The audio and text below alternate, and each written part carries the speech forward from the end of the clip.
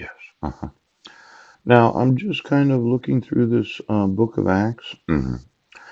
Now, in chapter 11, and the apostles and brethren, that were in Judea, heard that the Gentiles had also received the word of God. And when Peter was come up to Jerusalem, they that were of the circumcision contended with him. Oh, saying, Thou wentest into men uncircumcised and didst eat with them. But Peter rehearsed the matter from the beginning and expounded it by order unto them, saying, I was in the city of Joppa praying, and in a trance I saw a vision. A certain vessel descend as it had been a great sheet let down from heaven by four corners. And it came even to me, upon the which, when I had fastened mine eyes, I considered, and saw four-footed beasts of the earth, and wild beasts, and creeping things, and fowls of the air. And I heard a voice saying unto me, Arise, Peter, slay and eat. But I said, Not so, Lord, for nothing common or unclean hath at any time entered into my mouth. But the voice answered him again from heaven, What God hath cleansed, thou call not thou common. That shalt call not thou common. And this was done three times. Oh, and all were drawn up again into heaven.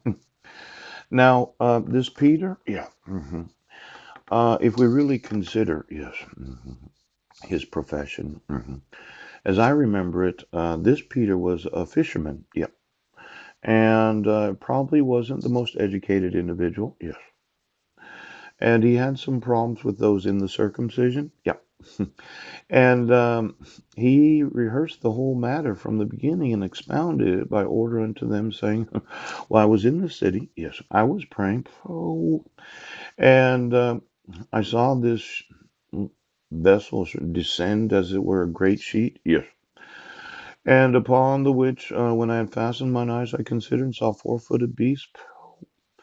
Now, this idea, right, of these really uneducated individuals being the apostles of Jesus, you have to wonder about it, don't you?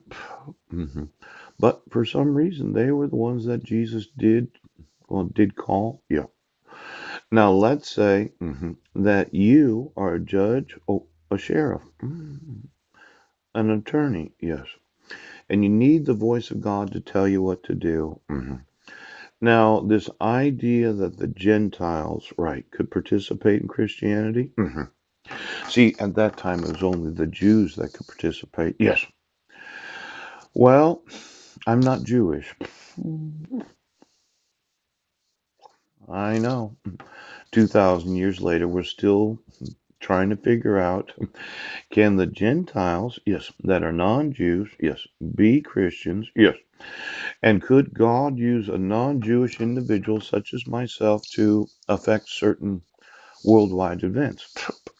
Now, let's say you're persecuting me because you know the fraud of the dissolution of marriage and the protection orders. Yes.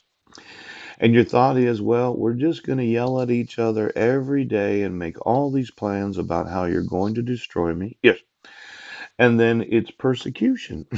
I'm a Gentile, folks. I'm not Jewish. Now, for a lot of individuals, this idea of not being inclusive, uh, see, that was the problem with the circumcision. They contended with him. A lot of you have been saying, well, you should just motion the court. And I thought, no, you don't have any authority to dissolve the United Nations marriage certificate. I gave you the actual UNMIC, family laws of the United Nations. No use me motioning a court that has no jurisdiction. And then I told you that these protection orders that you've been issuing, they're fraudulent. You didn't take into consideration the recommendation of the counselor on Guam. Right. My record was expunged in 2012. Yes. And my sons are being exploited, and certain human rights violations are taking place. Now, let's say I included my sons in the lawsuits in the European Court of Justice and the European Court of Human Rights. The idea of taking children from American citizens without any jurisdiction. Yes. The use of forgeries of Heidi Lee Budner. Yes. Without any due process, without any civil rights being enforced. Yes. And then when I inform you it's against the law, all of you decided you just yell at each other about how you're going to get me. Now, I've been going through 3.5 years of this where I informed you right now. And you said, well, we're just not going to give Miss Sons. And I said, I'm going to see you in every court of jurisdiction throughout the world that has treaties, agreements, conventions, covenants. Now, let's say you're Chinese. I noticed that they passed an amendment in 2018. Yes. I was wanting to use the Constitutional Court of China, yes, for having any knowledge that the United States is not enforcing their laws. Yes, they're not supporting and defending the constitutional rights of American citizens. And that when I sue you in the European Court of Justice, ouch, and the violating of the human rights of myself, my sons, and numerous other individuals, I'm going to sue China for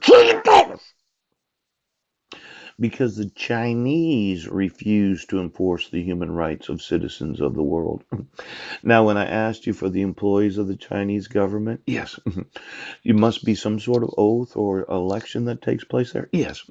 Could you get me the actual employees of the Chinese government, the police, those in the Chinese military? Now, for every one of you that has the legal obligation, yes, when having any knowledge of persecutions of American citizens, child abduction, kidnapping, child exploitation. And then there's that little issue of Marilyn Van Proyen where I kept telling you, yes, you did. I wanted to know if she wants to divorce her husband because it seems that when you send court notices to the wrong address, yes, so as to intentionally arrest individuals, yes, there is some conspiracy and fraud going on in this nation that will affect other nations. Now, I thought the Chinese, yes, all of those in office, I will sue for the removal of every employee of the Chinese government.